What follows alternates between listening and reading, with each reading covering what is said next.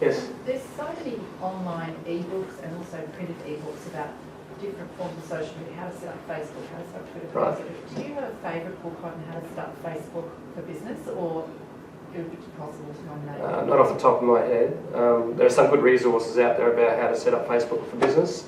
HubSpot the other day actually put one out on their blog, which was actually very good. So if you want to see me later, I'll give you details and I'll send it to you tomorrow. Right? So it's very multimedia rich, and so people's way they communicate is changing. Gen Y would rather watch a video, would rather chew off their arm than actually read a book, okay? So you've got to think, how can I communicate with my audience? I'm very much a text-based blogger, but what I have noticed is that actually my habits have changed. I will embed PowerPoint presentations, I will do SlideShare, I will actually use YouTube videos or resources for people. So I'm actually using video a lot more online because people like that. The thing we've got to keep in mind is that we're dealing in an age where we've got snack size habits. Average time on my blog is 1 minute, 39 seconds. So that's why I quite often write a 400-word document or make it a headline with 10 bullet points. You've got 1 minute, 39 seconds to communicate. So you've got to write a great headline. So Facebook is much more casual. It's what I call the backyard barbecue. It's where you turn up in jeans, t-shirt and have a beer.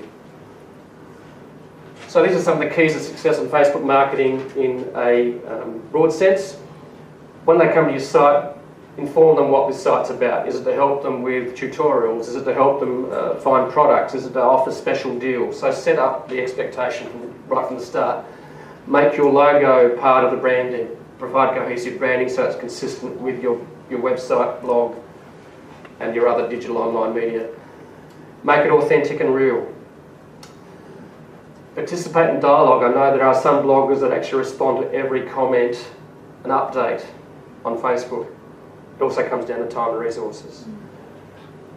And what they also do is on Facebook enables people to communicate peer-to-peer. And that's what you try to encourage. And try and encourage your early adopters, your innovators to actually share information. So what you might find is that when I ask people to subscribe to my blog, I don't ask them for their name, number, serial, birth date, when they got up in the morning. You know what I ask for? Their first name and email address, and I give them an ebook. Okay, so you've got to make it easy for people. You've got to reduce the friction for people to actually get the information from you and to share it. So you're trying to reduce friction. So you need to foster advocacy, and that's just where people sharing and actually advocating you. And you need to solicit a call to action. So these are some of the best practice strategies to implement. And don't get too hung up if you don't do some of these things. The best thing to do with any of this is just do it. Okay, here's a case study with Dell. They actually offer how to use social media for business because they know that people are struggling with these issues. So they actually offer it on their Facebook page. They offer deals, they offer updates on new products. Okay, Super 8. I hit that button too hard, but it's just the actual front page itself, which is just a picture of a very attractive girl for some reason. So what they do on Facebook is to drive traffic to the site. And this is a question that people say is, well, how do I get people to find me? Well, sometimes yes, you do have to spend a little bit of money. You can actually advertise on Facebook starting from about $25 a day, which is about 1/10 the cost it is to actually advertise on LinkedIn. And what they do is they actually ask people to vote. Now, notice this here. They're actually getting their customers to do market research for them. Do you like that, or do you like that? And guess which one they manufacture? So it's actually crowdsourcing research. How do they keep track of all the responses to a question like that with that many people liking it? How do they keep track of that? You can some of this is manually counted, so they actually have people that this is where having, a bit of a social team.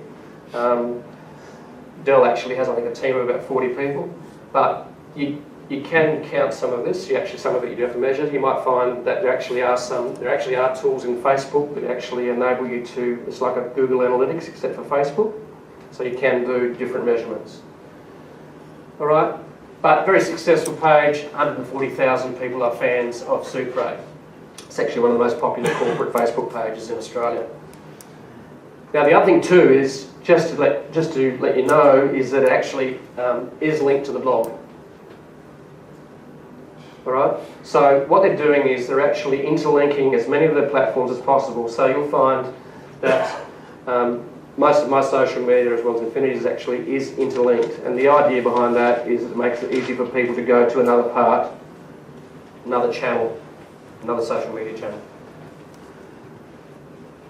Okay, that's just some Facebook. Twitter. Okay, Twitter is actually very powerful, and it enables you to communicate quickly and virally. You can actually get a message out. And it's a platform that is emerging quite quickly in Australia. And it's quite simple to use, but you don't dismiss its power to actually spread your message. And the ways you can use it is JetBlue uses it actually to use it for customer service. And just to give you an idea of the scale of things that are happening in the States, is that they actually have 1.6 million people actually following them. Because they offer deals on this, so people always on digital space want a special deal. Okay. This is a CEO that uses Twitter. Greg Savage, who I interviewed the other day, and he is now, that interview is now on a YouTube video. He uses Twitter to actually communicate with his niche audience. He's actually quite an influential recruiting CEO in Australia. He's been around the industry a long time. He floated a recruiting company on the stock exchange. Greg uses both his personal branded blog to actually communicate. And a CEO is using Twitter to actually get his message out, communicate with his staff globally in real time. And you'll find that these things here, see this lighter here, that's actually a link. And some of you might be aware of Twitter. I'm not going to go into details of Twitter, this is a high level presentation, is that Twitter actually, you can actually shorten the links so they actually fit in 140 characters. And so that can take you to a website, it can take you to a special landing page where you might be offering a special on your product. You know, special offer, 50% off today only, they'll do that. Or it can be just for communicating, getting out interesting information and communicating. And you can communicate on I don't know if you can see it here, it's not actually shown, but actually you can direct message a person, which means that it doesn't appear in the public stream. So CEOs can use Twitter, so don't dismiss it as being for the birds. Okay. Dell computers, they use it especially for customer service as well as offering specials. They've sold in excess of $3 million through this. Okay, and I use it certainly to promote and communicate with my followers. I actually put my blog posts out and share it with people. So if they want to click on it, and really what's important on Twitter is you've only got 140 characters to get your message out. So what's really important on Twitter, if you've got a great bit of information, don't write a headline that doesn't make any sense to people. Write something that gets them going. That's one I wrote, was 22 Secrets of Power Bloggers. So what you're trying to do is you're trying to entice people to actually click and go to your landing page, your blog post, your special offering, your website, wherever you're trying to take them. Okay, why blog? Blog is very much a channel that you actually position yourself as an authority, both for your company as well as your personal brand. And what's really important is Google loves fresh, unique content. So you find blogs get ranked very high in Google on search. It drives inbound links. In other words, Google loves inbound links, that values you highly. In other words, that's what an inbound link is. It's actually a link on someone's site that points to you, to your website, your blog.